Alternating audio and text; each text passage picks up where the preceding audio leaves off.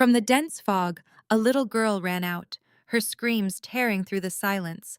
She cried that her mother was hanging from a tree, bringing a convoy of black luxury vehicles to a sudden halt. In that moment, she had unknowingly flagged down Ramon Ortega, a man whose name was whispered with fear. He could have just driven on, but instead, he led his armed men deep into the woods to bring the woman down. This is a story that proves true power exists to protect the weak, and the men who brought this horror upon this family are about to discover that a new, more dangerous predator now hunts in these very woods. If this story has already grabbed you, hit that subscribe button to ensure you see what happens next, because I am dropping another story you will not forget tomorrow. And before we continue, drop a comment and let me know where you are watching from. I truly love seeing how our community spans the entire globe. Okay, let's dive back in. This story is about the moment when power meets compassion, and what happens when the most dangerous man on the road turns out to be the only one willing to stop. It will challenge everything you think you know about heroes, villains, and the thin line between mercy and justice. Sometimes, salvation does not come from where you expect. It comes from the last person you would ever ask. The fog was a living thing that morning, crawling across the forest road with a mind of its own. It consumed the asphalt in heavy gray waves, silencing the world and reducing the colossal pine trees to menacing silhouettes. They could have been ancient sentinels watching, or they could have been asleep. A chill was in the air, smelling of damp soil and green moss, sharp enough to burn your lungs with every breath. The world was still, utterly silent. And then, she appeared. The child seemed to form from the mist itself, a ghost becoming solid. Her dress, a shade of faded rose, was ripped and smeared with dirt so dark it looked like old blood in the pale light.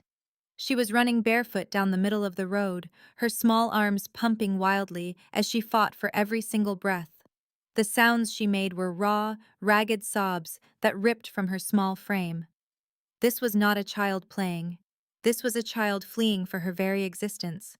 Her bare feet slapped against the cold, wet pavement, leaving behind faint, bloody footprints that the fog quickly erased. Tangled ropes of dark hair covered her face.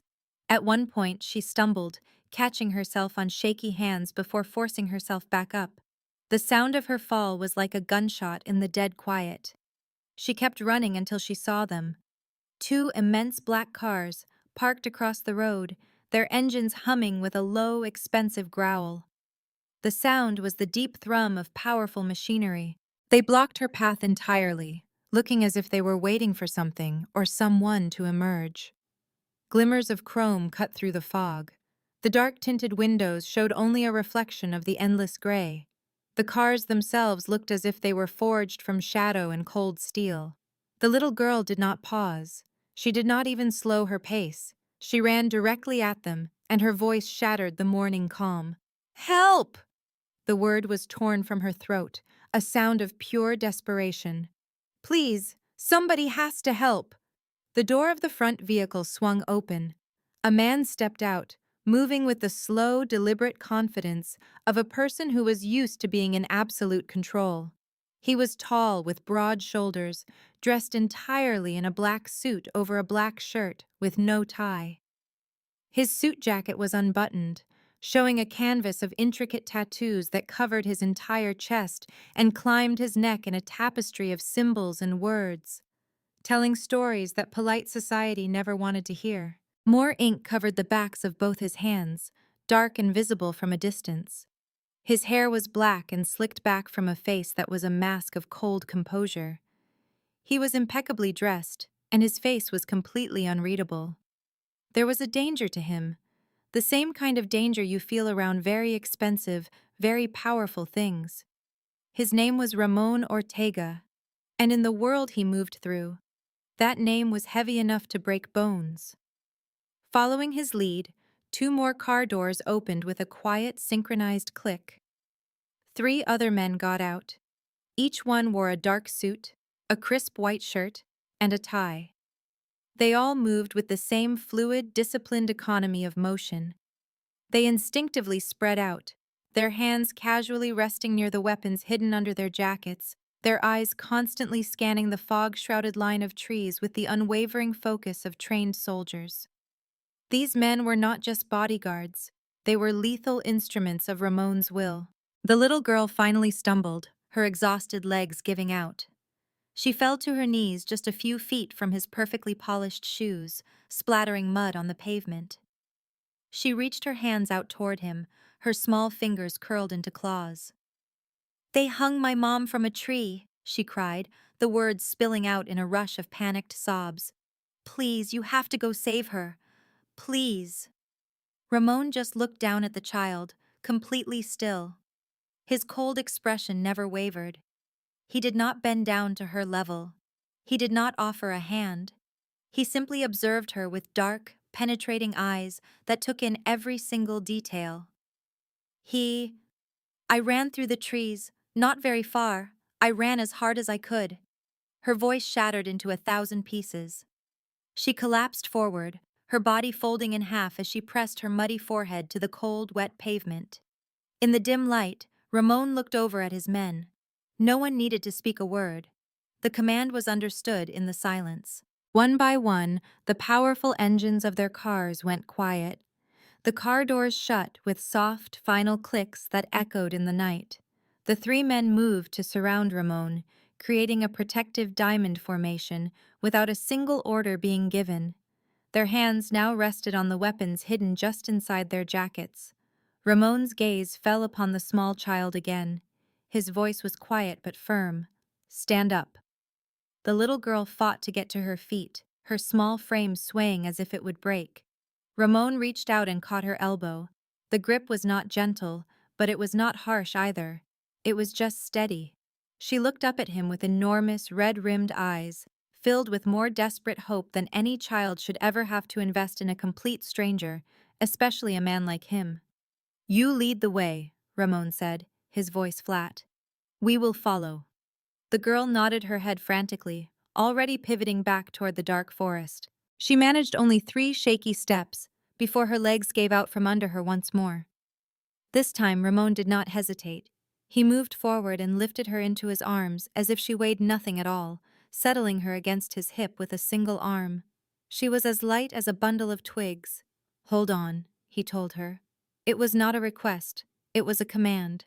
The girl wrapped her small arms tightly around his. His team advanced through the woods in complete silence, their weapons now in hand and their senses on high alert. This was a familiar tension, the kind that precedes an ambush, yet this situation felt profoundly wrong. It was heavier, laced with a darkness they had not encountered before. The dense forest abruptly gave way, the trees parting like a grim stage curtain to reveal a circular clearing, eerily silent and unnaturally bare. In the very center stood a colossal, ancient oak, its gnarled branches reaching out like fingers of judgment. And from one of those limbs, a woman was hanging, swaying in a phantom breeze that touched nothing else. The little girl let out a choked scream. Ramon's face remained a mask of stone, but his protective grip on the child tightened as his free hand went to his sidearm. "Check on her," he commanded in a low voice. One of his men broke from formation and raced forward. The man who got to Elena Smith first was Victor, a former special operative whose hands were fluent in the language of violence. Yet, as he reached up and pressed 2 fingers to the woman's throat, searching for a sign of life beneath her cold skin, those same capable hands shook. "She is alive," he called out, his voice strained with tension. Ramon gave no sign that he heard the relief in Victor's words. Relief was a privilege they could not afford. Only action mattered now. He carefully repositioned Maria in his arms, turning her head so she could not see the awful sight of her mother dangling from the ropes. "Do not look," he said softly. It was not a word of comfort, but a direct order. Maria pushed her face into the fabric of his jacket, her small frame trembling with sobs that were now utterly soundless. She had cried until she had nothing left. Ramon's other 2 men acted with swift, practiced purpose. One of them, Diego, drew a combat knife and began to climb the massive tree, moving with the fluid ease of a man who had faced far greater obstacles. The other, Matteo, stood directly below Elena, his arms outstretched, prepared to take her full weight as soon as the rope was severed. Ramon observed their flawless execution, his mind already calculating the next 3 moves. The people who had done this were close by, he was certain of it. The chafing burns around Maria's wrists told him she had also been tied up. The fresh mud staining her little dress revealed she had fallen several times while trying to escape. And the pure terror still shining in her eyes meant the men who had strung up her mother were not making idle threats, they were making a statement. They had to be nearby. "How long ago?" Ramon asked Maria, his voice a low, steady rumble. The child looked up, her tear-streaked face a canvas of confusion. "What?" she asked. "How long ago did they leave you?" Maria's gaze went distant as she tried to measure time through the fog of trauma. I am not sure. It was not long. Maybe they are still." Her voice broke. "They told me they would be back. They said if anyone came to help us, they would—" "They are not coming back," Ramon interrupted, his tone leaving no room for argument. He offered no further explanation because none was needed.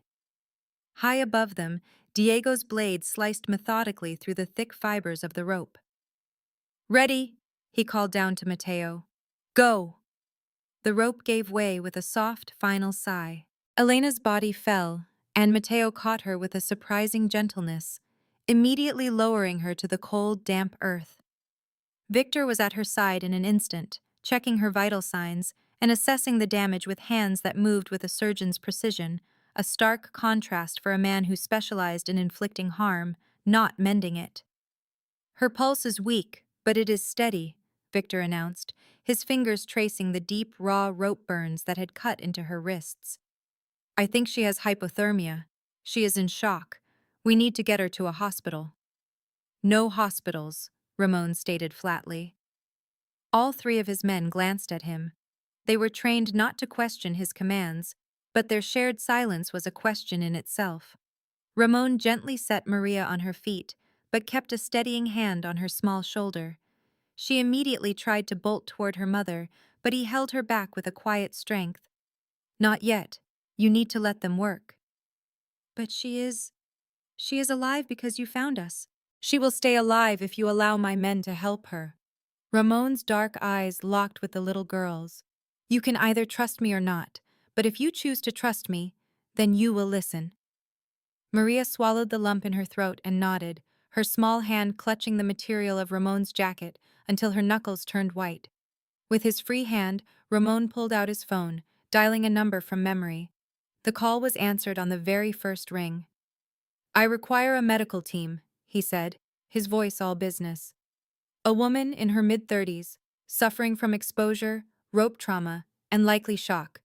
I need you at a discreet location in 20 minutes. He paused, listening to the voice on the other end. "No, not the clinic, the safe house on Riverside." He ended the call without another word and put the phone away, his focus immediately returning to his team. Diego had already climbed down from the tree and was now scanning the area with the intense focus of a hunter, reading the forest floor as if it were a map of broken twigs and disturbed earth. "Boss," he said quietly, "there are fresh tracks. 3, maybe 4 individuals. Heavy boots. They were heading northeast." Ramon's jaw tightened, the muscle flexing almost imperceptibly. "How fresh?" Diego crouched down, his fingers hovering over the edge of a boot print pressed into the soft ground. "Minutes. They cannot be more than a quarter of a mile from here."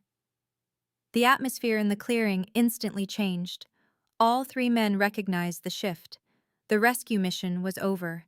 Now, something colder and much more familiar was beginning. Ramon looked down at Maria. "Your mother, what is her name?" "Elena," Maria whispered. "Elena Smith."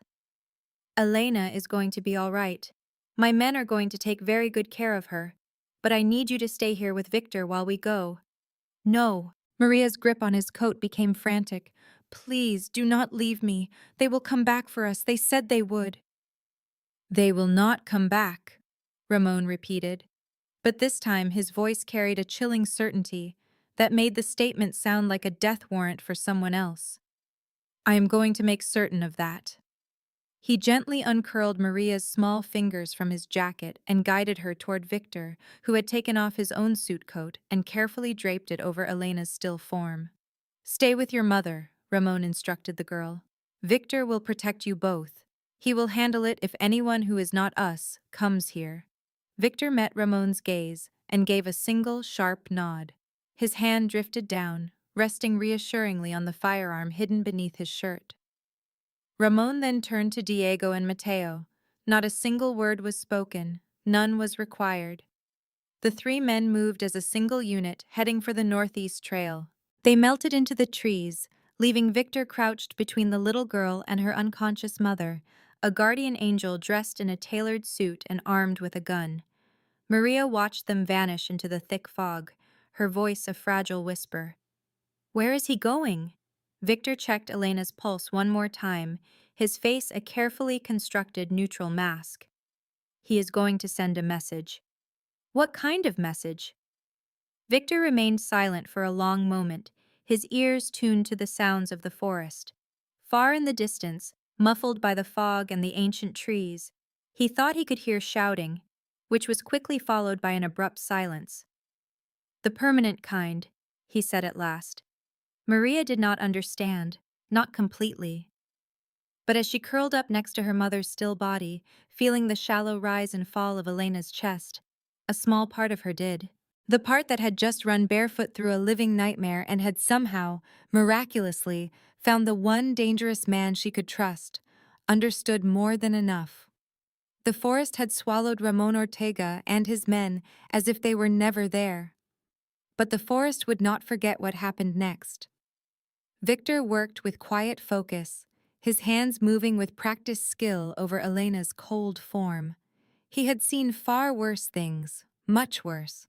But there was something about discovering a woman trussed up like a piece of meat in the middle of the woods that made his jaw clench. Maria sat huddled against him, her rose-colored dress now ruined with mud and morning dampness. Her eyes were fixed on her mother's face. Elena's skin was a pale grayish color that made her seem more like a ghost than a person. Her breathing was shallow and uneven, a pattern that made Victor deeply uneasy. Is she going to open her eyes? Maria's voice was tiny, scraped thin by hours of screaming. Victor retrieved a tactical blanket from his pack and carefully spread it over Elena, tucking the edges around her shoulders. She will, just not right away. Her body has shut down to keep itself safe. It is working very hard to get better. From what? Victor paused. How could he possibly explain to a child the immense trauma of being hung from a tree for hours? The way the ropes cut off blood flow, the way muscles burned with agony, how a mind could splinter under such prolonged torture. From being very, very afraid for a very long time, he finally answered. Maria nodded slowly. She accepted his explanation because she now knew fear on a personal level. She had been trapped inside of it for what felt like an eternity. Why did they do that? She whispered. My mom never hurt anyone. She works at the local diner. She takes me to school. She always reads me a story before I go to sleep. Her voice trembled. Why would anyone want to hang her from a tree? Victor had no good answer. In his line of work, he had learned that cruelty seldom required a reason beyond the simple pleasure some men took in wielding their power to. He wanted to tell her that some men were predators who fed on the fear of those who could not defend themselves. But you cannot say that to a small child whose entire world has just been violently torn apart. Some people are simply broken on the inside, he said instead, his voice softer than usual. And people who are broken tend to break things. Maria absorbed his words, her small, trembling fingers twisting the heavy wool of his suit jacket that now lay over her mother's still form. Is Mr. Ortega broken? Victor's eyebrows lifted in surprise. It was a far more insightful question than he had anticipated from a child so young. Why would you ask that, Maria?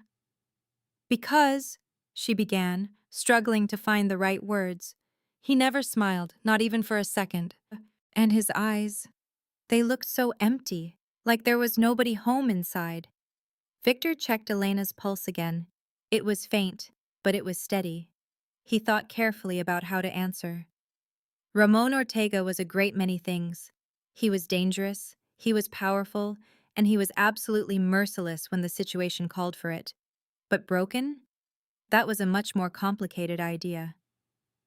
Mr. Ortega is not empty, Victor explained slowly. He is just very careful. He has witnessed many terrible things, and he has done what was necessary to survive them. That kind of life changes a person. Did it change you? Victor looked directly into the little girl's eyes and saw a sharp intelligence forged by survival. This was not a polite question. She truly wanted to comprehend the men who had emerged from the mist to save her and her mother. Yes, he admitted honestly. It did. But you still came to help us. Yes. So maybe Mr. Ortega is not broken, she concluded. Maybe he is just… Maria paused, searching for the right term. Careful, just like you said. For a moment, Victor almost allowed himself to smile. Almost. Maybe. A sudden sound cut sharply through the silence of the forest. It was distant, but it was clear. A man's shout. Then another sound followed, the unmistakable snap of something large breaking. It could have been a heavy tree branch, or it could have been something else entirely. Maria went rigid, her hand flying out to seize Victor's arm with surprising strength. What was that? Ramon, Victor said, his voice calm and simple. His hand moved down, resting on the grip of his weapon, though he did not draw it yet. His eyes methodically scanned the dark tree line, taking note of every shadow, every slight movement in the thick fog. Is he okay? He is fine. How can you be so sure? Because if he was not, Victor replied, we would be hearing a great deal more noise. Another sound drifted toward them through the dense trees. This time it was undeniably a human voice, raised in a cry of either pain or sheer terror, then abruptly cut off. A heavy silence rushed back in to fill the space, like the tide covering the shore. Maria's breathing grew faster and more shallow. They are hurting someone. Yes, Victor confirmed. The men who hurt your mother. Yes. Maria remained silent for a long moment, letting this new reality settle. Victor braced himself for tears, for fear, or perhaps for some moral confusion about responding to violence with more violence. Instead, the little girl's voice emerged cold and emotionless, sounding far older than her actual years. Good. Victor glanced down at her, taken aback by the solid steel packed into that single word. Maria stared intently into the fog where Ramon and his men had vanished. Her small jaw was set, and her eyes were hard as stone. They hung my mom from a tree like she was garbage, Maria continued, her voice now trembling not with fear, but with a deep, burning rage. They tied me up so I would have to watch, and they laughed. One of them said… She stopped, swallowing hard against the memory. They promised that no one would ever listen. They said that girls like us were invisible. Victor's grip on his rifle became a white-knuckled fist. What other words did they use? Maria could only shake her head, the memory a blur of terror. There were 4 of them, all hidden behind masks, but their cruel eyes were unforgettable. One had a serpent tattooed on his hand, a snake devouring its own tail in an endless circle. Another man carried the cheap smell of stale cigarettes mixed with a sickly sweet cologne. Victor catalogued every detail with cold precision. Ramon would need this information later, assuming there was anyone left to identify. They told me they would be back tomorrow just to check, Maria whispered, her voice barely audible. They laughed when they said it. They thought my mother hanging from that tree was some kind of joke. They are not coming back, Victor stated. The words were not a promise, but a simple declaration of fact, a truth so absolute that even a terrified child could understand it. Because you found Mr. Ortega. Yes, because of him.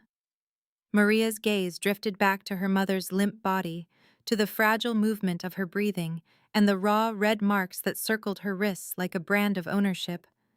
Then her eyes, which seemed to have aged 10 years in just a few hours, met Victor's. "I am so glad I went to him," she said, her voice small but steady.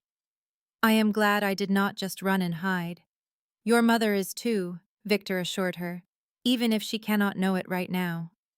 Around them, the forest had fallen into a deep and profound stillness. The birds were silent, the wind had died. There were no voices, only the tense, waiting quiet that follows an act of irreversible violence. Victor glanced at his watch. It had been 15 minutes since Ramon had departed. The private medical unit was only 5 minutes away. Elena was going to live. Maria was going to live. And somewhere deep in the fog, 4 men were receiving a final, brutal lesson on the true price of cruelty. The distant growl of an engine sliced through the quiet. It was a low, powerful, and deliberate sound. Victor's head shot up. His hand was already on his weapon before his mind registered the unique rumble of Ramon's Mercedes making its way up the rugged trail. "Get behind me," he told Maria, moving to shield her small body with his own. But it was Ramon who stepped out of the fog first, striding ahead of the vehicle that followed him at a crawl. His dark suit was immaculate, marred only by a few stray leaves resting on his shoulders. His face was a mask of calm, impossible for a stranger to read. But Victor had been his man for 7 years. He recognized the tight set of his jaw and the whiteness of his knuckles. He knew. Behind Ramon, Diego was at the wheel and Mateo sat beside him. Both of them had faces that looked like they were carved from granite. Ramon's focus went straight to Elena's still form, then to Maria, and finally to Victor. "She is stable, but the situation is critical," Victor reported clinically. "Her pulse is getting stronger. I see no sign of major internal damage, but she needs a real doctor immediately. Her body temperature is dropping." Ramon gave a single, sharp nod, and then knelt down beside Maria. The little girl just stared at him with wide, searching eyes, looking for answers, for safety, for a confirmation of the terrible sounds she had heard from the woods. "Your mother is being taken to a secure location," Ramon said, his voice low but perfectly clear. "A team of doctors is waiting for her there. You can be with her the whole time." "What happened to those men?" Maria whispered, her voice trembling. Ramon met her gaze directly. "They will never harm another person again." There was something in the plainness of his words, a cold and simple certainty that made the tension drain from Maria's shoulders. It was as if a crushing weight she did not even know she was carrying had finally been lifted away. She did not ask for details. She did not need to know what happened. Some truths are felt instead of spoken. "Thank you," she breathed out. Ramon stood without a word of acknowledgement, already turning to help Victor with Elena. They moved together in practiced, silent efficiency. Ramon carefully supported her head and shoulders while Victor handled her legs, and they gently transferred her into the spacious back seat of the Mercedes. Diego had already laid out fresh blankets over the fine leather, creating a makeshift gurney. "Maria, get inside," Ramon commanded, holding the passenger door wide for her. The girl quickly climbed in. She instantly settled herself next to her mother, her small hand reaching out to clutch Elena's icy fingers. Ramon followed her inside, his large build consuming the rest of the available space. Victor took the front passenger seat as Diego remained steadily behind the wheel. "Drive," Ramon said. The single word was all that was needed. The Mercedes moved in reverse with incredible agility for such a large car, navigating the tight path with ease. Diego's hands were calm and steady on the wheel, despite the dangerous and uneven ground. Tree branches scraped against the tinted windows, like bony fingers trying to pull them back into the nightmare. The fog was a thick, suffocating wall, limiting their vision to less than 10 feet.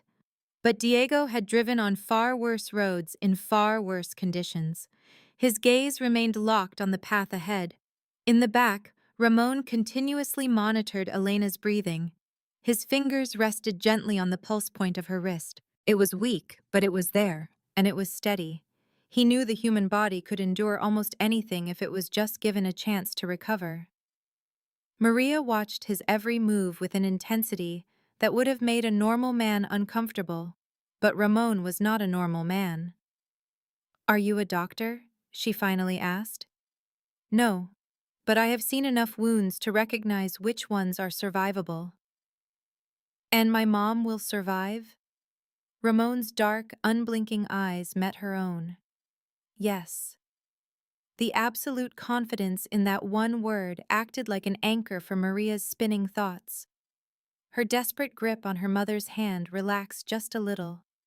The raw, animal panic that had fueled her for the past several hours finally began to fade away.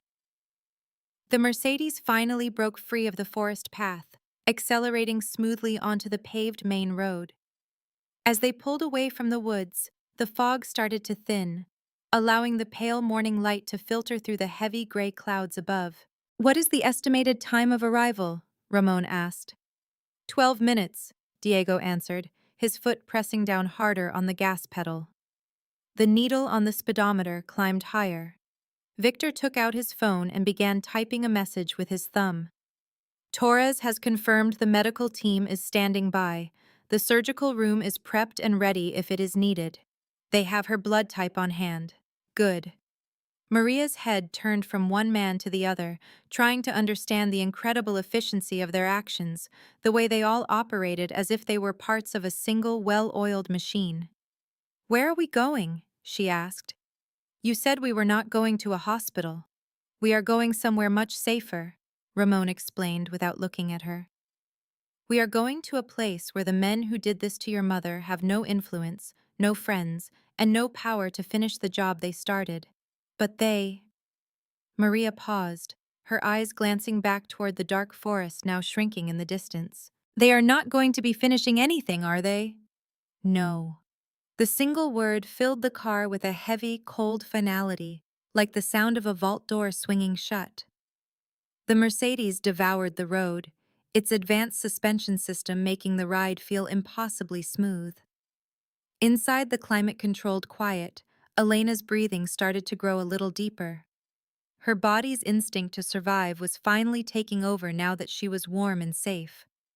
"She moved," Maria said suddenly, her voice sharp with excitement. "Her fingers. I felt her fingers move." Victor turned around in his seat to look. "It is just a reflex. Her nervous system is starting to reboot." "That is a very good sign, but she is not waking up. Not for a while. It could be hours. Her mind will need to recover from the shock. Sometimes the body heals much faster than the mind will allow." Maria processed this information, gently stroking her mother's hand with her thumb in a slow, comforting rhythm. "Will she remember what they did to her?" "Almost certainly," Victor told her honestly. "But memories start to lose their power over you after a while. They lose their teeth, especially when you live through them." "I will remember it too," Maria said, her voice a quiet whisper. "I will remember forever." Ramon finally looked over at her, his expression as unreadable as ever. "Yes, you will. Is that a bad thing?" "That will depend entirely on what you decide to do with that memory." Maria thought about this for a moment, her young mind struggling with ideas that no child should ever have to face. "What am I supposed to do with it?" "You survive. You become stronger. And you make certain that no one can ever have that kind of power over you or anyone you love ever again." It was not a comforting speech. It was not therapy. It was the hard, cold logic of a man who knew that great pain could either break you or forge you into steel.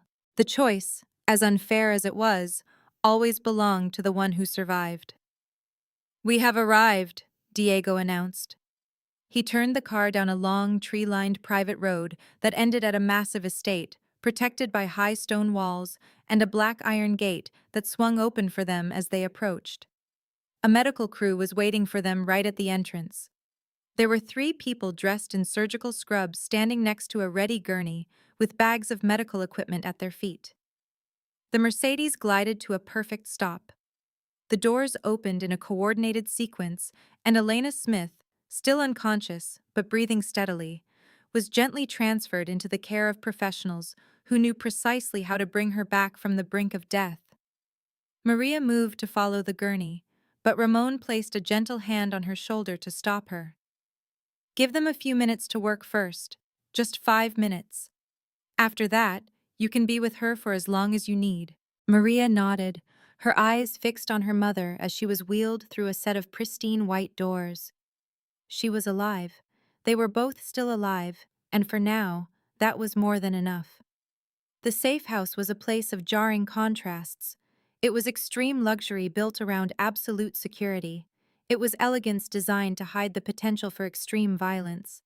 Ornate crystal chandeliers cast light down on banks of high-definition surveillance monitors. Polished marble floors shone brightly beneath hidden weapon caches concealed behind sliding wall panels. This was the kind of place where a man like Ramon Ortega handled the sort of business that never saw the inside of a courtroom. Maria sat huddled in a large leather chair in his private study, her small, mud-caked feet dangling a few inches from an expensive Persian rug. A staff member had brought her a cup of warm tea that she had not touched, and a thick blanket that she had wrapped around herself like a protective shield. Through the open doorway, she could watch the medical team moving with quiet efficiency around her mother in the next room. Ramon stood near the window, his phone held to his ear, his voice a low and controlled murmur. Victor was somewhere else in the vast house. Diego and Mateo stood guard outside the main entrance like a pair of stone statues. Yes, Ramon said into his phone. I want complete and total discretion. There will be no police involvement and no official records of any kind. He paused. Because I am the one telling you to do it. He ended the conversation and put the phone back in his pocket, turning his full attention to the little girl in the chair. The little girl simply looked back at him with eyes that had seen far too much, understood very little, but now trusted him completely. Your mother's condition is stable, Ramon said, his voice low and reassuring. The doctors are finishing with the lacerations on her wrists. She is going to have scars, but she will heal. Maria nodded slowly, absorbing the information. Can I go see her? Soon. They are almost done. The door to the room suddenly burst open. Victor strode in with a swift, determined purpose, his expression even more serious than usual.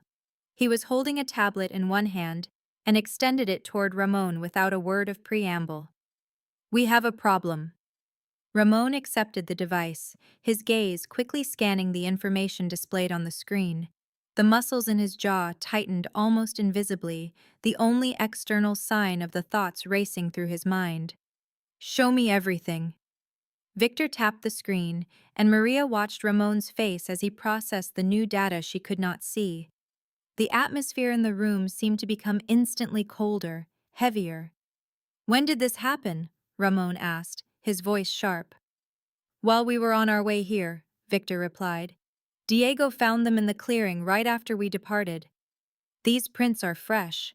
He took photographs of everything before the medical team arrived on the scene. Ramon handed the tablet back to Victor, his mind already calculating the implications and planning his response. He glanced at Maria for a moment, then looked back at Victor. Take her to her mother. Stay with both of them. Go now. Victor understood the command was not a dismissal showing disrespect. It was a measure of protection. He offered a hand to Maria. Come on, your mom has been asking to see you. A wave of relief washed over Maria's face. She's awake? Just barely, Victor said gently, but she wants to see you. The little girl quickly climbed down from her chair and took Victor's offered hand, giving Ramon one last look over her shoulder before she was guided out through the doorway. Ramon waited until he heard the distinct click of the door to Elena's room closing before he spoke. Diego, he called out, his voice calm but carrying authority. The man appeared in the doorway in a matter of seconds, as if he had been anticipating the summons, which he had. "Show me everything you have." Diego took out his own phone, swiping through a collection of digital photographs, with practiced, methodical precision. I returned to the site after we got Elena into the car. I wanted to properly document the scene in case we needed the evidence later on. He held out the phone for Ramon to see. Ramon took it, his eyes narrowing as he carefully studied each of the images. The clearing looked entirely different in the photographs, less like a dreamscape and more like a sterile crime scene. The huge oak tree was the dominant feature in the frame, the cut rope still hanging from its branches like a grotesque severed limb. However, it was the ground that revealed the true story. There were boot prints everywhere, dozens of them. Some were older, mashed into the mud during the first attack, but others were fresh, deep, and purposeful, cutting across the clearing on a path that led away from the tree. "These were not here when we arrived," Ramon said. It was a statement, not a question. "No, sir. I am absolutely certain. I checked the entire perimeter when we first got there. These tracks were made after we left. Somebody came back for them." Ramon swiped to the next photograph. It was a close-up shot of the prints, with Diego's tactical knife laid beside them to provide a sense of scale. They were large boots with a heavy tread and military-grade soles, the type of footwear worn by men who expected to find trouble and came dressed for it. "4 distinct patterns," Diego continued, pointing. 4 different men. They came from the northeast, the same direction the first group of attackers fled. They stopped right at the tree, probably discovered the rope we cut, and then they spread out to conduct a search." "Searching for what?" "Yes, sir. My guess is they were looking for the bodies of their friends. When they couldn't find them, they gathered back together here." Diego swiped to another image, which showed a cluster of overlapping prints near the oak's massive trunk. "They stood in this spot for several minutes. You can see how the ground is more disturbed, as if they were having an argument." Ramon studied the image, his tactical brain reconstructing the entire event. 4 men returning to the site to find their associates gone.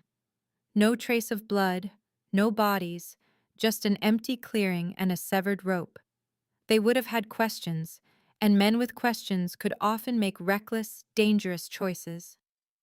"They followed our trail," Ramon said in a quiet voice. Diego nodded grimly. "They tracked us all the way back to the main road. I found more prints near the spot where we had parked our cars. They would have clearly seen the tire marks and the direction we traveled." "Did they pursue us any further?" "That is unknown. I lost their trail completely on the asphalt. But, sir," Diego hesitated for a moment, which was highly unusual for him, "they know for certain that someone interfered. They know their operation was compromised, and now they are actively searching for whoever was responsible." Ramon handed the phone back to him, his expression as hard as carved ice. "How many did we leave behind in the woods?" 3 confirmed, Diego reported. The 4th one managed to escape during the initial engagement. He took off running before we had a chance to secure him. "Give me a description." "Medium build. He was wearing a red jacket, moves very fast. Mateo winged him with a shot, but he still made it to a vehicle that we didn't know was there. From the sound of it, it was a dirt bike." Ramon stood in silence for a long moment, processing all the new variables and calculating the potential risks. 4 men returning to the clearing meant the original group was much larger than they had first thought. They were organized and coordinated, the kind of professional crew that did not accept losses without retaliation. It was a certainty now. Someone had interfered with their ugly business, and they would not let it go. Ramon broke the silence, his voice low and certain. "They will retaliate." Diego scoffed. "Against who? They have no idea who we are." Ramon shook his head slowly. "They know someone cut Elena from that tree. They know someone took her away. That is more than enough for them to come back and start searching." Ramon's gaze shifted to the closed door, behind which Maria and her mother were trying to find a moment of peace. "They will search the places she might go for safety. Her home, her job, anyone she knows. We have her here, so she is safe for the moment. but we cannot shield her forever, and men like that have patience. Ramon's jaw tightened, a clear sign of a decision being made. No, waiting only gives them the advantage. It allows them to organize, to plan, to call for more men. Diego met his friend's intense stare. What are you proposing? In Ramon's eyes, there was the cold, hard logic of a man who had built an entire enterprise on quick, decisive action. We go back there tonight. We will find them long before they even think about finding us. A grim sense of satisfaction settled on Diego's face, though he did not smile. I will tell Mateo to prepare the full gear. This is not going to be a negotiation, Ramon stated plainly. Understood, Diego said, turning to leave. As his friend departed, Ramon moved back to the window, staring out at the perfectly manicured gardens. The pristine lawns hid nothing more sinister than an expensive irrigation system. But the forest beyond remembered. It remembered what happened in its dark, quiet shadows. Tonight, it was going to remember even more. The hunting cabin was located 3 miles northeast of the clearing where they had found Elena. It was concealed behind a thick wall of pine trees and was only reachable by a narrow dirt track that had been neglected for many years. It was the kind of isolated place people went to vanish, either by their own choice or because someone else forced them. A thin ribbon of smoke drifted from a rusted metal chimney, a gray smudge against the rapidly darkening sky. A warm, golden light seeped through the small gaps in the boarded-up windows. From inside, angry voices rose and fell, punctuated by the sharp crack of beer bottles being opened and the thud of furniture being kicked in frustration. Ramon watched all of this from the safety of the tree line. He was crouched in absolute stillness, a mere 50 yards from the cabin. Next to him, Diego was scanning the perimeter with night vision binoculars, while Mateo was quietly circling around to cover the rear exit. They had left Victor back at the safe house with one very clear instruction: protect Elena and Maria no matter what happened. This was an entirely different kind of work. This mission required a unique, unwavering focus. I have confirmed 4 targets, Diego whispered, his breath forming a small, faint cloud in the chilly evening air. They are all armed. I can see 2 rifles clearly. There are probably more weapons inside that we cannot see. They are agitated. I see a lot of movement, a lot of angry shouting. Ramon observed the cabin with the deep, predatory patience of a hunter. The building itself was old, but it was constructed from solid, thick logs. It had very few windows, 1 main entrance, and a single rear exit. It was a defensible position if you knew an attack was coming, but it was a perfect trap if you did not. They are afraid, Ramon noted quietly, and they have every reason to be. They returned to find their friends had disappeared. Not just gone, but completely vanished. No sign of a struggle, no bodies, absolutely no evidence left behind. That is far worse than discovering corpses. At least bodies provide you with some answers. Through the gaps in the window shutters, Ramon could see dark shapes moving inside, men pacing back and forth, gesturing wildly with their hands.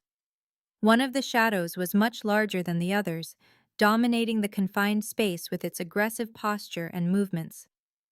That was the leader, Ramon concluded, the one making all the decisions.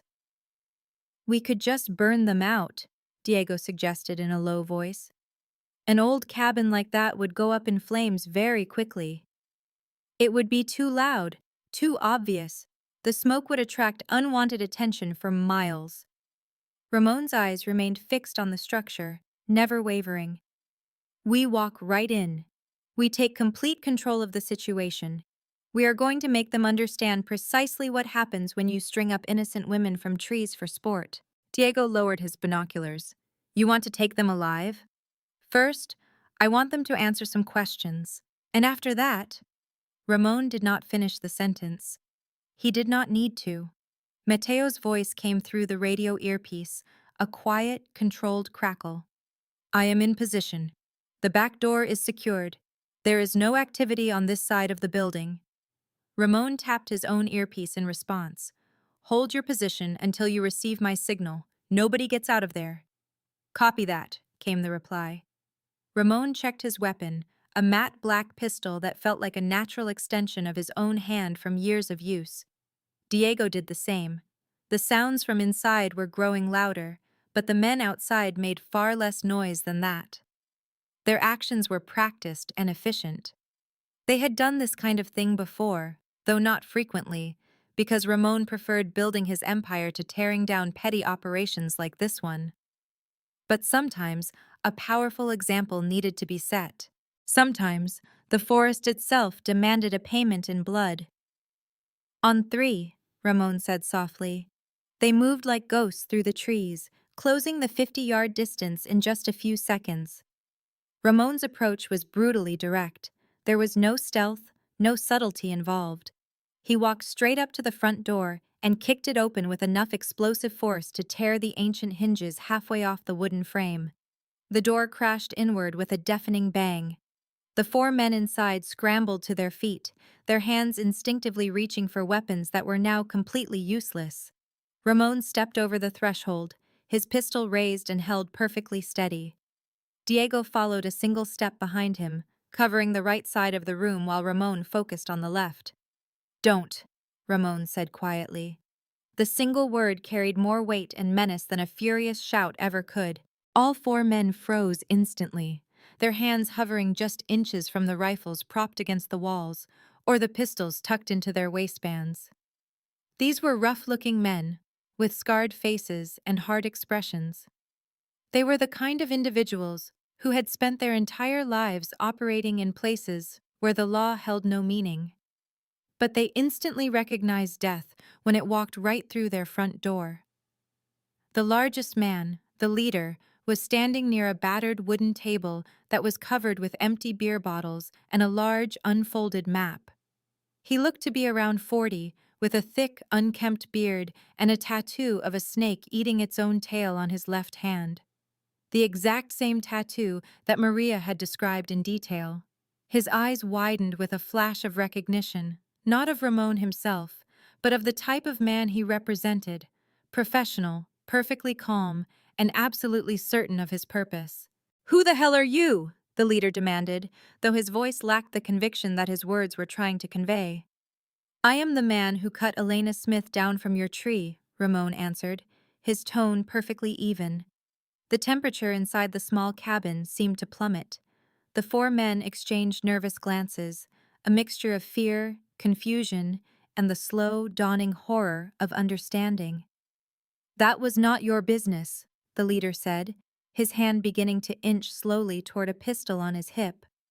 Diego's weapon shifted by a mere fraction of an inch. The movement was tiny, almost imperceptible, but it was impossible to miss. The leader's hand immediately stopped. "You hung a woman from a tree and forced her young child to watch," Ramon continued, his voice remaining quiet and tightly controlled. "You made it everyone's business." "She owed a debt," the man grumbled. "To whom?" Ramon asked. The leader's jaw worked silently as he ground his teeth. His eyes darted nervously to the other three men in the room. One with a red bandana tied around his neck stood near the fireplace. A younger man with a poorly healed scar across his cheek was seated at the table, and an older man with gray streaks in his beard leaned against the far wall. None of them appeared eager to speak up. "I asked you a question," Ramon said, and now there was a new edge in his voice, something that made the small cabin feel like it was shrinking around them. "To whom?" "Castellano," the leader finally spat out the name. "Victor Castellano. She was working at his club and skimmed money from the register, $3,000 over a period of 6 months. Ramon absorbed this information. Victor Castellano was a mid-level operator. He ran protection rackets and illegal gambling operations on the east side of the territory. He was a small-time player, but a vicious one. The kind of man who compensated for his lack of real power with displays of excessive brutality. "And Castellano sent you to make an example of her." "He sent us to deliver a message," the leader corrected him. "You do not steal from the family." "The family," Ramon repeated, and a flicker of something that looked like cold amusement touched his features. Victor Castellano does not represent any family that I would recognize. He is nothing more than a parasite who preys on people who are too weak to fight back. And who the hell are you to judge? The leader demanded again, his anger now starting to overcome his fear. Ramon took a single, deliberate step forward. It was just one step, but it was enough to make all four of the men tense up.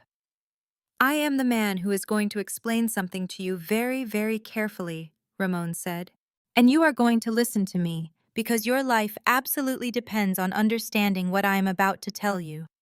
The cabin fell completely silent, the only sounds being the soft crackle of the fire in the hearth and the distant howl of the wind moving through the pine trees outside. You made a terrible mistake tonight, Ramon continued. A fatal one. The man wearing the red bandana shifted his weight nervously. Look, man, we were just following our orders. You hung a woman from a tree, Ramon's voice sliced through the pathetic excuse like a razor blade. You terrorized her child. You stood there and you laughed while you were doing it. How the hell do you know that? One of them demanded. Maria told me everything, Ramon stated coldly. Every single detail. Every word that you said to her. The men exchanged increasingly worried glances. If the girl had talked, if she had managed to survive and reach someone who had resources, their situation was dire. The leader's face hardened into a defiant mask. Then you know that we were sent by someone who is much bigger than we are. If you kill us, Castellano will come looking for you. Ramon's expression remained completely unchanged. Let him come. The silence that followed Ramon's words stretched out like a wire pulled dangerously tight, just moments from snapping. The leader's face darkened, his anger now at war with the primal survival instinct that was screaming at him that he was standing on the edge of an abyss. You think you can just walk in here? He snarled. I already did, Ramon interrupted, his tone as flat and calm as ever. Now, you will answer my questions.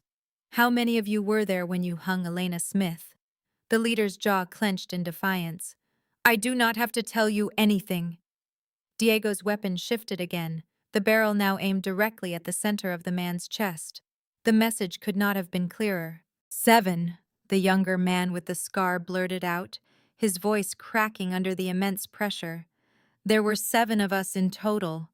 The leader shot the young man a murderous glare, but the information was already out. Ramon's cold eyes moved to the young man who had spoken. Names? I do not know all of their names, he stammered. Yes, you do. The young man swallowed hard, his Adam's apple bobbing in his throat. He glanced desperately at his companions, saw that no help was coming from them, and quickly made the calculation that cooperating might buy him a few more minutes of life. Me, Tommy. That is Jake. He nodded toward the leader. Red over there is Chris. The old man is Pete. The 3 who are not here right now are Vic, Danny, and Mitch. Where are Vic, Danny, and Mitch? Ramon asked, though he was almost certain he already knew the answer. The room was filled with a heavy, suffocating silence, and filled with damning certainty. They did not come back from the woods, Jake finally managed to say, his voice strained and tight. You already know that. Whatever happened to them, they received exactly what they deserved, Ramon stated simply, his voice devoid of emotion.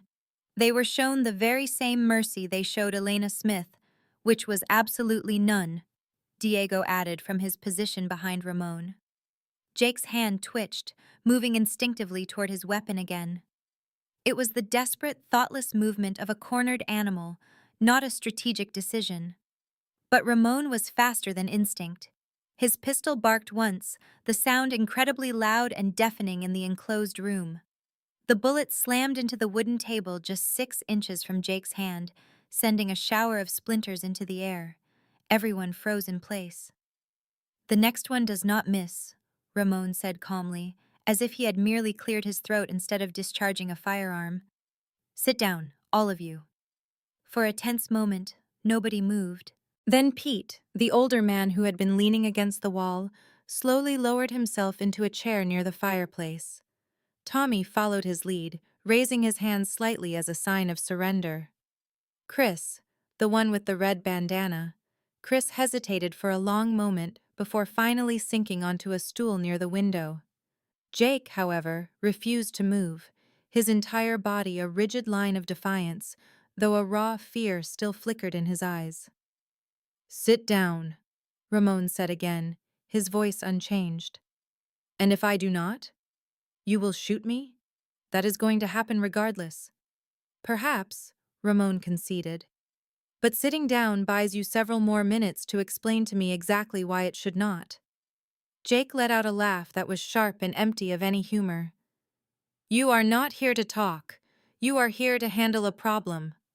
"I am here," Ramon stated, his voice dropping, "because a small girl ran down a dirt road with no shoes on her feet, screaming for anyone to help her mother.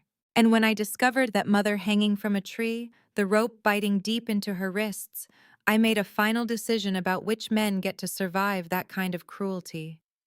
He let the words hang in the still air. "You are not those men." The room was silent once more, the only sound the hiss and pop of the fireplace. Beyond the windows, the forest was now completely swallowed by the night. Through Ramon's earpiece, Mateo's voice was a faint whisper. "Everything is still clear on my end, with no signs of movement." Jake eventually lowered himself onto a chair, but he remained tensed, like a spring wound too tight. Castellano gave the directive. "We just carried it out. It is the way this business operates." "Following a directive does not free you from the choices you make," Ramon countered. "There were 100 other ways you could have sent your message. But you deliberately selected the most brutal one. You chose to inflict terror. You chose to force a child to witness her mother's agony." "She was supposed to remember it," Jake retorted. "That is the entire purpose of a message like that. You make it unforgettable. You make it permanent." "In that case, this will be permanent," Ramon said softly. "Everything that is about to happen, this will become the message that truly endures." From his spot by the window, Chris finally spoke, his voice trembling just enough to be noticed. "Listen, friend, we had no idea anyone would make a fuss. Elena Smith is a nobody. She is just a waitress who got too ambitious. In our business, actions like that have consequences." "In my business," Ramon replied, "hanging women from trees has consequences of its own." Tommy, the youngest of the group, could not keep silent any longer. "We are truly sorry. All right, we will go. We can report to Castellano that the task is finished, that she is gone. Whatever you need from us, we will vanish. You will not see us again, I swear." Diego made a noise that might have been a chuckle if it held any trace of warmth. Ramon observed Tommy for a long, silent moment. The boy was perhaps 25 years old. The fear in his eyes had not yet been completely erased by the hard indifference that defined the others. But he was present. He had taken part. Feeling regret is not the same thing as being innocent. "Elena Smith is alive," Ramon announced. "Her daughter is also alive. They are both in my care now." This means the message that Castellano wanted to deliver was a complete and total failure. Jake's expression contorted with fury. "He will just dispatch someone else then. Do you honestly believe protecting two nobodies is worth igniting a war?" "I do not start wars," Ramon answered him. "I finish them." With his free hand, he retrieved his phone, his weapon remaining perfectly aimed at Jake's chest.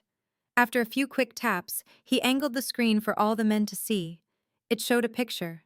It was a grainy image from a security camera, capturing Victor Castellano as he walked into a restaurant in the city center. The timestamp showed it was taken 3 hours ago. "Your employer has no idea what transpired today," Ramon explained. "He does not know that you failed in your mission. He has no idea that I am now involved in this. At this very moment, he is enjoying his dinner, making his plans, entirely oblivious to the fact that his whole enterprise is on the verge of collapsing." "You cannot get to Castellano," Jake said, though the certainty had vanished from his tone. "He has powerful friends, a network of protection, People who, every man has a network until it disappears, Ramon cut in. Every man believes he is untouchable until somebody finally touches him. He slipped the phone back into his pocket and stood a little taller. This is what is going to happen next. I am going to present you with a choice, which is a courtesy you did not extend to Elena Smith. The four men held their breath, waiting. Option 1. You will tell me every single thing about Castellano's entire operation, the locations he uses, his associates, where his money is kept, and who provides his protection. You will provide every last detail, and maybe, just maybe, you will be allowed to leave this cabin alive. And what is option 2? Pete asked from his position near the large stone fireplace. Ramon's cold expression remained completely unchanged. There is no option 2. Jake laughed, the sound brittle and hopeless. So it is not a choice at all, is it? It is more of a choice than you offered a woman who pleaded for her life while her own daughter was forced to watch, Ramon said. The weight of his words struck them like a physical force. Even Chris had to look away, a flicker of what might have been shame crossing his face.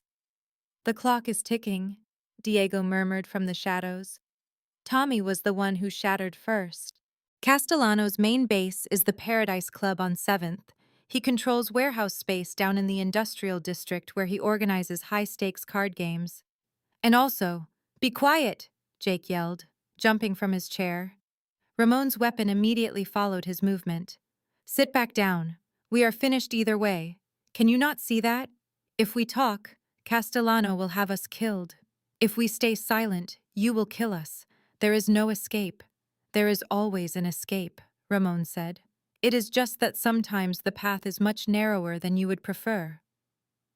The first light of dawn was beginning to break when Ramon finally got back to the safe house, the sky bleeding into shades of gold and rose that felt almost indecent after the night's dark business.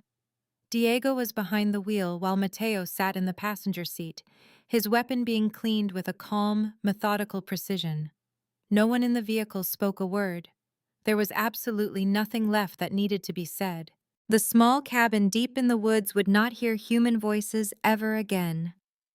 The forest had reclaimed its quiet, and four men who believed they were beyond reach had been taught their final lesson about consequences. Ramon had made his decision, the same one he always made when he found mercy and justice standing on opposing sides of a critical line. Some lines are never meant to be crossed. Victor was waiting for them at the entrance, his face a mask of neutrality, but his eyes held the questions his lips would not form in front of the others.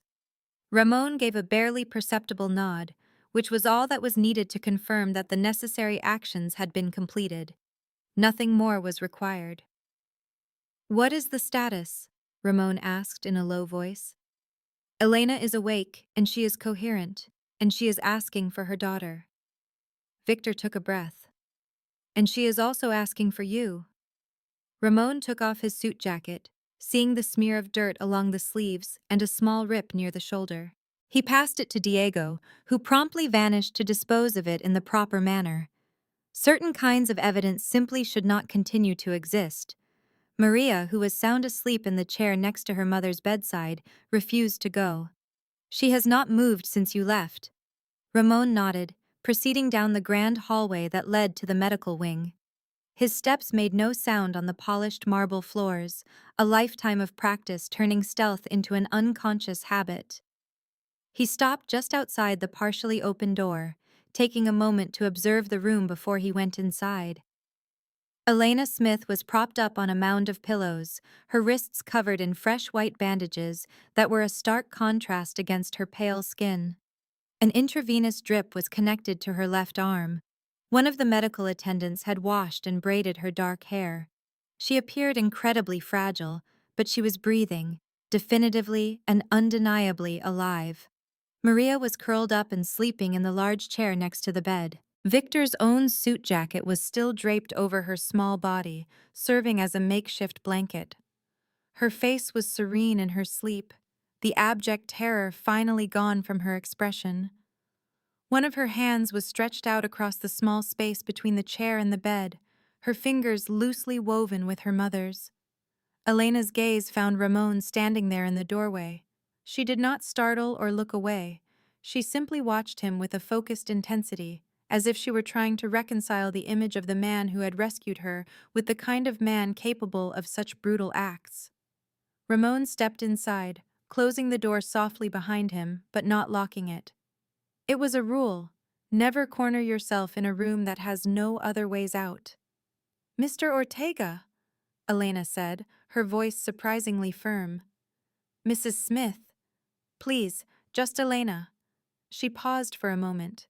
"Maria explained to me what took place, what you did for us, and what you are doing now."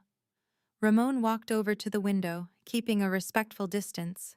He was close enough to listen, but far enough away to give her a sense of space. "She never should have been forced to tell you anything. She is only a child. She is my child. And she is the one who saved my life by finding you. She saved your life because she was courageous enough to scream for help. I was merely the one who was there to hear it." Elena made a small sound that could have been a laugh if it had not caused her so much pain to produce it. "You do not seem like the kind of man who finds himself anywhere by sheer coincidence." Ramon offered no denial. The reality of the situation was far more complex. He had been on his way back from a meeting in the Northern Territory and had chosen the back roads to steer clear of traffic and unwanted notice. The thick fog, the deserted road, the precise timing. Maybe it was destiny. Maybe it was just a matter of mathematics. He did not believe in a higher power, but he did acknowledge the laws of probability. "The men who did this to you will not be coming back," Ramon said with utter simplicity. Elena's eyes intently searched his face. "Because they are dead." It was not phrased as a question. Ramon neither confirmed nor denied her statement. His profound silence was the only answer she needed. "Good," Elena whispered, and a core of steel could be heard beneath her fragile tone. "I hope they were made to suffer. They were made to understand their error before the end." Elena gave a slow nod, absorbing this information. Her grip tightened on Maria's hand, an instinctive gesture from a mother who had come dangerously close to losing her entire world. "What is going to happen now?" she finally asked. "Maria mentioned we are now under your protection. But what are we being protected from? Especially if those men are gone?" "They were employed by someone, a man named Victor Castellano. He was the one who sent them to make an example out of you over a debt he insisted you owed him." The color drained from Elena's face. $3,000. I never stole that money. My register was short 3 separate times, and he declared it was theft. I told him I would pay it back, that I would work extra shifts, I would do anything. But he said that examples had to be made. Castellano will no longer be in the business of making examples of anyone. You are planning to go after him now too." It was not a question. "I am going to have a discussion with him about rethinking his current business model." "That is not a discussion. That is—" Elena cut herself off, her eyes shifting to her daughter's peaceful, sleeping face. "Will Maria and I be truly safe?" "Yes." "How can you be so certain?" "Because ensuring things is what I am very good at." Elena looked at him for a long, quiet moment, studying this dangerous man who wore such expensive clothes and spoke with such deadly calm, who had emerged from the thick fog like a figure from a dark and twisted fairy tale, a monster who had just saved them from other, worse monsters. "Why?" she finally asked, her voice quiet. "Why did you help us? You do not know us. We are complete nobodies to you." Ramon remained silent, considering how to respond to a question he had been asking himself during the entire drive back. Why had he decided to stop? Why had he intervened without a moment of hesitation? He had built an entire empire based on calculated risks, cold pragmatism, and strategic thinking. Mercy was never a part of that blueprint. But then he had seen Maria's face, the raw terror, the flicker of hope, the desperate belief that someone, anyone, would care enough to do something. "My sister was 8 years old when she died," Ramon said quietly, the words surprising him as much as they did Elena. He rarely ever spoke of Sophia, and never to strangers. Someone heard her screaming, and nobody stopped to help them, because nobody believed a poor girl from nowhere was important enough to risk anything for. Elena's expression shifted, a profound understanding blossoming in her eyes, heartbreaking in its simple, human normalcy. Ramon's voice was quiet when he spoke. I was only 14 years old. I was far too young to make a difference, and much too weak for anyone to notice. In that moment, I promised myself that if I ever gained any real power, I would use it in a completely different way. I swore that if I ever saw someone helpless being hurt, I would be the person who stepped in to make it stop. And it looks like you honored that promise.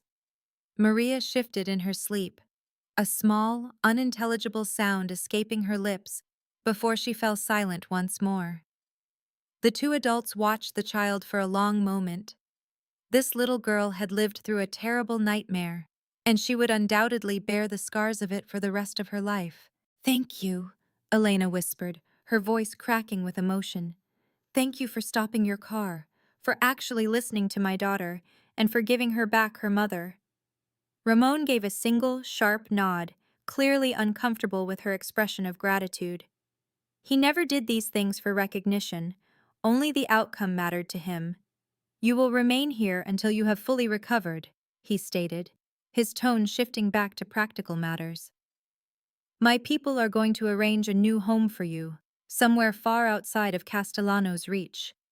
We will provide new identities if that becomes necessary. You will have a fresh start. We cannot possibly afford all that. It has been handled, Mr. Ortega.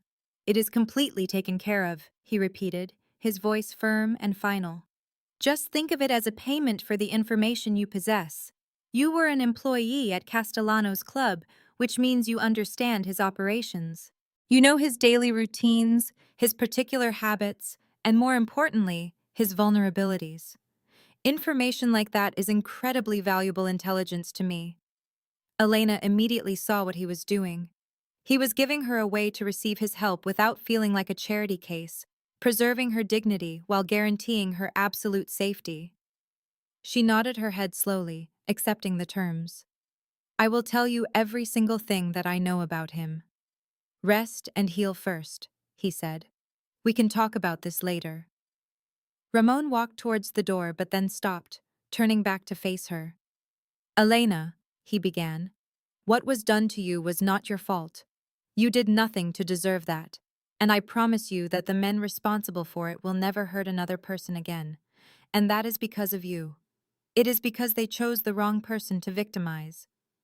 He was gone before she could find the words to respond, shutting the door quietly behind him. Victor was waiting for him in the hallway, his arms crossed over his chest, his face an unreadable mask. Castellano? Victor asked in a low voice. I want full surveillance starting tomorrow night. I need his complete schedule, every detail. I want a record of every single person he meets. When I pay him a visit, I want him to be completely alone. Is that understood? Victor paused for a moment. Boss, the story about what happened at the cabin is going to get out. Let the stories spread. 3 entire days passed inside that safe house, feeling as if time itself had been suspended. Elena steadily gained back her strength. The healthy color began to return to her face, and the nervous trembling in her hands started to fade away. Her doctors slowly lowered the dosage of her pain medication. They encouraged her to take short walks around the room, and they checked on her healing injuries with professionally satisfied nods. Throughout it all, Maria stayed close by her mother's side, never venturing far. She would frequently wake up from terrible nightmares, gasping for air and reaching out blindly into the dark room until her small fingers found the comfort of Elena's hand. Only then could she breathe easily again, remembering that she was finally safe before curling back up to sleep. Ramon made 2 visits each day, one in the morning and one in the evening. They were always brief check-ins that never lasted more than 5 minutes. He would ask about Elena's condition, make certain Maria had everything she could possibly need, and then he would vanish back into the demanding business that filled his days. He never lingered long enough for any real comfort to build between them, and he never let familiarity weaken the essential distance between the role of a savior and the person who was saved. On the evening of the third day, Elena made a request to speak with him alone. Victor gently guided Maria to the kitchen area to have some dinner, leaving the mother and her potential benefactor by themselves in the medical room that had become Elena's entire world. She was now able to sit upright completely on her own, her neatly bandaged wrists resting on her lap. They looked like two white flags of surrender to a fate that had been far beyond her ability to control. "I have already told Victor everything I know about Castellano," Elena said, getting straight to the point. "I told him about his daily schedule, his professional contacts, the corrupt officials he pays off, and the locations where he feels most secure. Everything." Ramon simply nodded. "I am aware." Victor gave me a full briefing. "So now you have what you came for. You no longer have any need for us." Her words were not an accusation, just a statement of fact from a woman who had been taught that your value was often determined by your usefulness. "You are not staying here because you are useful," Ramon answered her in a quiet tone. "You are staying here because you are healing. But we cannot remain here forever. This is not our kind of world. We do not fit in places that have marble floors and men with guns guarding the doors." Elena made a vague gesture at the luxurious room that surrounded them. "This whole place? Where do you think you belong?" The question seemed to take her by surprise. "I honestly do not know anymore. I certainly cannot go back to my old apartment. Castellano knows exactly where I used to live. And I cannot go back to my job at the diner. That presents the same problem. No place feels safe to me now." "That is precisely why you will be going somewhere completely new. You will go to a place where Castellano's influence cannot possibly reach you. And how am I supposed to live? I am a waitress with only a high school education, and I have a daughter who depends on me for everything. Starting over requires money, and I have none." Ramon had already prepared for this part of the conversation. "Victor has already secured a new job for you. It is a restaurant management position with a good salary and full benefits. The job is about 3 hours north of here, in a small, quiet city. We have also taken care of Maria's enrollment in a good school. The first and last month's rent for a new apartment has already been paid in full." Elena just stared at him, bewildered. "Why on earth would you do all of this for us?" "Because allowing you to survive only to watch you struggle is not the same as truly saving you. But we are complete strangers. You do not owe us a thing." "I do not operate in terms of debts," Ramon cut in smoothly. "I operate in terms of completion. I began something important when I cut you down from that tree in the woods. This is simply how that action finishes." Elena's eyes shimmered with moisture, but she did not allow any tears to fall. She felt as though she had already cried enough to last a lifetime over the past few days. "What will happen with Castellano?" she asked. "What if he finds out that we are still alive? What if he discovers that you were the one involved?" "He will not be finding anything at all." The absolute certainty in Ramon's voice gave Elena a moment of pause. "You are actually going to—" "I am going to have a conversation with him. A talk about reconsidering his business priorities. What occurs after that conversation will depend entirely on how carefully he chooses to listen." "Maria asked me if you were a good man or a bad man." Elena's voice was soft now, almost thoughtful. "I honestly did not know what to tell her." "And what did you say?" "I told her that you were the man who saved our lives, and that sometimes that is the only thing that truly matters."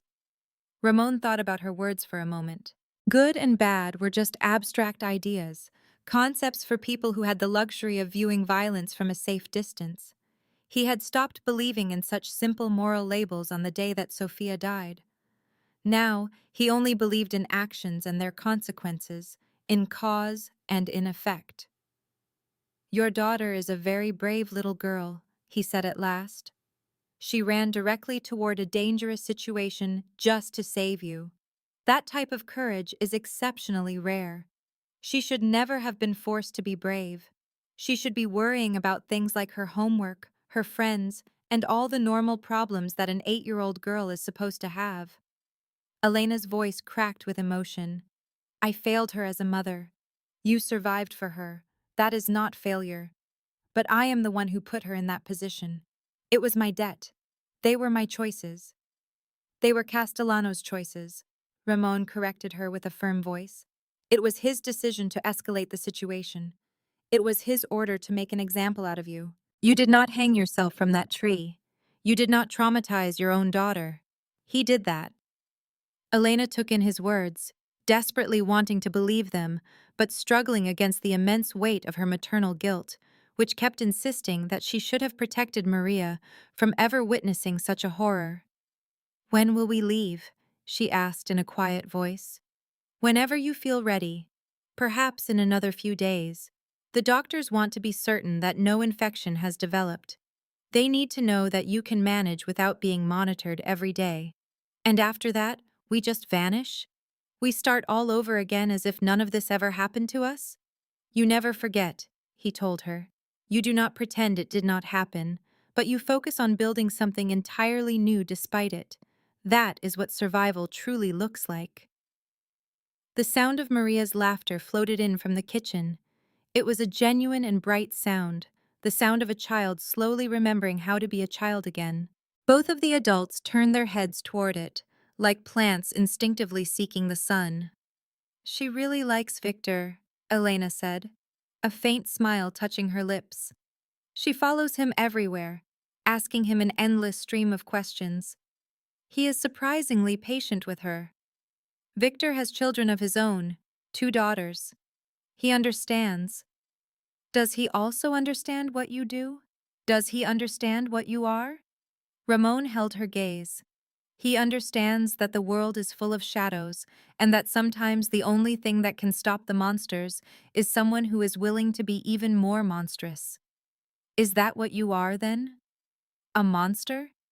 I am whatever I need to be. Elena watched him closely. This mysterious man had suddenly crashed into the worst moment of her life and had somehow become the central point around which her entire survival now revolved. She felt a strong desire to understand him, to place him into a category, to make some kind of sense of a person who clearly lived outside the boundaries of conventional morality. But perhaps trying to understand him was not what was necessary. Perhaps simple acceptance was more than enough. Thank you, she said, her voice filled with sincerity. Whatever you happen to be, whatever might happen next, I just want to thank you for stopping your car. Thank you for taking the time to listen to my daughter when you could have so easily just driven away. Ramon rose to his feet, getting ready to leave. He had already stayed much longer than he had planned, and he had allowed for more conversation than was probably wise. Emotional attachments only made situations more complicated. Maintaining a certain distance was what kept things clean. Maria came to me because she felt she had no other option, he said. But she was right to follow her instincts. Some people are truly worth saving, and some people are worth the considerable risk that comes with saving them. Ramon stopped for a moment at the door. Yes. He left before Elena had a chance to reply, before her gratitude could turn into an expectation, and before his act of mercy could transform into a real relationship. In the hallway, Maria nearly ran right into him, with Victor following closely behind her, wearing an apologetic look. Mr. Ortega! Maria's face brightened with pure, uncomplicated happiness. Victor just taught me how to play a card game, and I won 3 different times. He probably just let you win. He did not, Maria protested. But then she glanced uncertainly at Victor, who kept his expression perfectly neutral. Ramon almost allowed himself to smile. Almost. Instead, he rested a hand on Maria's shoulder for just a moment, the closest thing to a display of affection he would permit himself. You take good care of your mother, he said to her. I will. Are you leaving us now? But you will come back, right? Ramon looked down at this courageous, traumatized child who had run through the fog and her own terror to save her mother. A little girl who had put all of her faith in the mercy of a total stranger and had been proven right. "I will come back," he promised. It was far more of a commitment than he would normally give, much more than he should have given. But he knew that some promises, once they are made, simply cannot be unmade. The forest road looked entirely different in the bright light of day. It seemed less menacing, less like another world. It was now just a simple stretch of asphalt, cutting a path through ordinary trees underneath an ordinary blue sky. The morning sun had burned away all of the fog, leaving everything looking sharp and clear and strangely new. Ramon stood next to his Mercedes, the powerful engine humming quietly behind him. Diego and Mateo sat waiting inside the vehicle, allowing him this moment of solitude. Victor had remained at the safe house with Elena and Maria, providing the round-the-clock security that had become their new routine this past week. It had only been 1 week since a small girl had appeared out of the morning mist and changed the course of several lives with 6 desperate words. "They hung my mom on a tree." Ramon looked back toward the tree line where they had first entered the woods. The path was still visible if you knew what to look for, a faint trail of disturbed leaves and broken branches, but nature was already working to reclaim it, to erase any sign that something terrible had happened there. The forest always kept its secrets. Victor Castellano would now be keeping his as well, permanently. The conversation Ramon had promised to have with those men had taken place 2 nights ago, in the private back room of the Paradise Club. It had been a very final discussion. The conversation had been brutally short and completely clear, ending with Castellano finally grasping how his entire operation was about to change, or more accurately, how it was about to cease existing. Now the club stood silent, a dark and shuttered tomb where fear once thrived. Without his hand to guide it, Castellano's whole network had crumbled like a tower of dry sand. The many people he had once terrified were now celebrating their freedom in quiet, private moments. The local authorities, tellingly, never asked a single question about his sudden and permanent absence. It seemed some disappearances actually improve a neighborhood. Today was the day Maria and Elena were leaving for good. Victor was set to drive them to their new home, to help them get settled, making certain they had everything they could possibly need to start their lives over. Ramon, however, would not be there to see them off. Farewells forge connections, and for him, connections were just another name for future problems. He had already said everything that needed to be said. All that remained was seeing it through. His phone vibrated.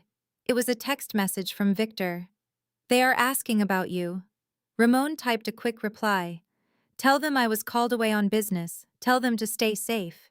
There was a short pause. Then a new message from Maria arrived, simply saying thank you. Elena followed with another, promising she would never forget what he did.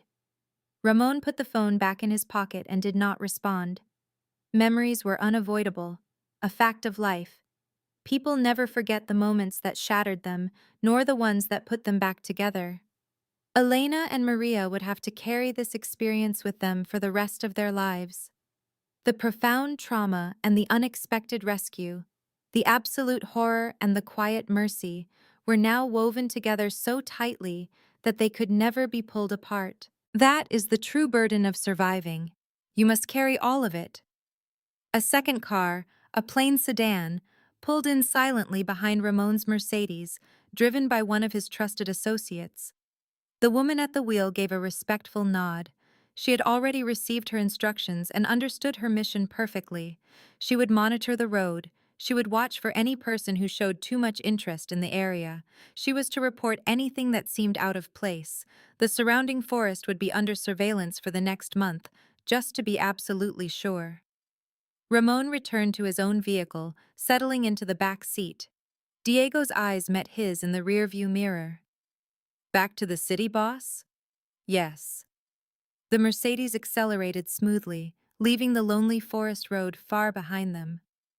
Ramon watched it shrink in the rear window, that single strip of pavement where everything had been altered, and yet nothing had really changed.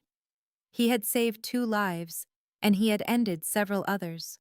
He dismantled a minor criminal enterprise and, in doing so, created a small vacuum of power that another person would surely rush to occupy.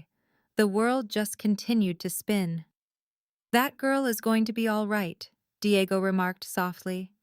It was not phrased as a question, but it did not sound entirely like a statement either. "She is strong. She is much stronger than anyone her age should ever have to be. Sounds like someone else I know." Ramon offered no reply to the observation. Any comparison between his own childhood and Maria's was understandable, but it was also flawed. He had absolutely no one to turn to after Sophia died. There was no mysterious stranger who emerged from the fog to give him protection and show him mercy. He had been completely and utterly alone. Maria was not. That single fact made all the difference in the world. The city finally rose up on the horizon. It was a silhouette of steel and glass, filled with 1,000 new problems that were all waiting for Ramon's command. Business never stops for acts of compassion. Empires demand constant attention and work. So many people relied on his judgment, his power, and his readiness to do the things that other people could not bring themselves to do. But as the Mercedes smoothly merged with the highway traffic and the forest finally vanished from view, Ramon felt an unfamiliar emotion settling deep in his chest. It was not exactly satisfaction, and it was not quite peace, but it was something very close to both. He had honored the silent promise he made to his 14-year-old self. Back then, he had sworn that if he ever saw a defenseless person being hurt, someone who mattered deeply, even if the world pretended they did not, he would be the one to stop it. Sophia would never know about this, but it still felt important that he had tried. His phone buzzed one more time. It was a picture sent from Victor. Maria and Elena were standing outside their new apartment building. Maria was grinning from ear to ear, while Elena managed a small smile filled with fragile hope. The little girl was holding up a piece of paper that had large, carefully drawn letters. "Thank you, Mr. Ortega." Ramon looked at the photograph for a very long time, then he saved the image to his phone and turned the device completely off. Some moments do not require a reply, they simply need to be allowed to exist. "Diego," Ramon said, his voice low. "Yes, boss. If anybody ever asks you what took place on that forest road, the answer is nothing. Nothing at all happened. We were never even there. Understood? Good." The Mercedes carried them deeper and deeper into the city, taking them back to the world of strategic decisions and controlled violence, of authority that was preserved through fear and precise brutality. Ramon would go back to being the man he had always been, a person who was feared, respected, and deliberately avoided by anyone with a trace of common sense. Yet somewhere, 3 hours to the north, a little girl would now get to grow up knowing that once, when it counted the most, a very dangerous stranger had chosen to show mercy instead of indifference, and her mother would be alive to watch her grow. That was more than enough. The forest road they left behind was now completely empty, waiting for the next car, the next person, the next story. The old oak tree was still there, its branches reaching out wide. The marks from the rope were still visible on the bark, but only if you knew to look for them. The horror, however, was gone. The cruelty that happened there had received its answer. The balance of things, as imperfect as it was, had been restored. The road itself remembered everything. It would always remember. But a memory that has no consequence is simply a piece of history. And history, as Ramon knew very well, is always written by the ones who live long enough to tell the tale. Elena and Maria Smith were survivors. That was the only part of this history that would ever truly matter. Thank you for following this story all the way to its conclusion. You are the audience that brings these narratives to life. If you feel prepared for another intense and powerful journey, please tap on the next video that appears on your screen. And just before you leave, I would love it if you left a quick comment and rated this story on a scale from 1 to 10. I am very excited to read all of your thoughts, and to connect with you down below. This content was carefully researched, developed, and manually edited by our team to deliver meaningful stories and valuable life lessons.